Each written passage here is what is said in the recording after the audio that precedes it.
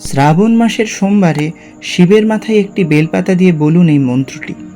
মহাদেবের কৃপায় আপনি যে কোনো পরিস্থিতি থেকে উদ্ধার পাবেন। শ্রাবণ মাস শিবের মাস। এই মাসের সোমবার বাবার বার বলে মনে করা হয়।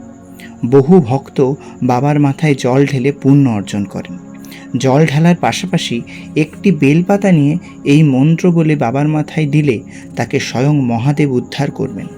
রামায়ণে রাম, রাবণ, মহাভারতে শ্রীকৃষ্ণ, অশ্বত্থামা, গান্ধারী, পরশুরাম প্রত্যেকেই শিবের উপাসক ছিলেন, কারণ শিবই পরমেশ্বর, পরম গুরু, সুন্দর মূর্তি।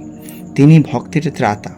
নারায়ণ জগতে অবতীর্ণ হন অধর্মকে নাশ করে ধর্মকে প্রতিষ্ঠা করার জন্য, এবং প্রতিবারই মহাদেব তাকে সাহায্য করেন, কখনো স্বয়ং এসে, কখনো হনুমান বেশে। মহাদেবের কৃপা অসীম।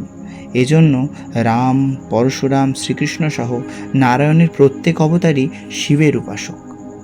শ্রাবণ মাসের সোমবার একটি বেলপাতা চন্দন মাখিয়ে শিবের মাথায় দিন, সাথে বলুন এই মন্ত্রটি।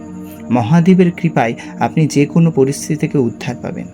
মন্ত্রটি হল ওম ত্রিদলং ত্রিগুণাকারম ত্রিনেত্রং চ ত্রিয়ায়ুধম ত্রিজন্ম পাপ সংহারম একবিল্লং শিবার্পণম শ্রীশাম্ব সদাশিবায় নমঃ বিল্লপত্রাণি ধারয়ামি। মহাদেব হলেন ভোলানাথ। তিনি ভক্তকে কখনো ফেরান না। ভক্তিভরে তাকে ডাকলে সব পাওয়া যায়। অসুর, দানব, দেবতা, মানব সকলেই শিবের উপাসনা করে বর পেয়েছেন। যে কোনো বিপদে আপনিও মহাদেবকে স্মরণ করুন, মহাদেব আপনাকে রক্ষা করবেন। এরকম ভিডিও আরও দেখতে সাবস্ক্রাইব করুন আমাদের চ্যানেলটি। ভিডিওটি পছন্দ হলে লাইক করুন, শেয়ার করুন পরিচিতদের সাথে, এবং কমেন্ট বক্সে লিখে যান নমঃ শিবায়।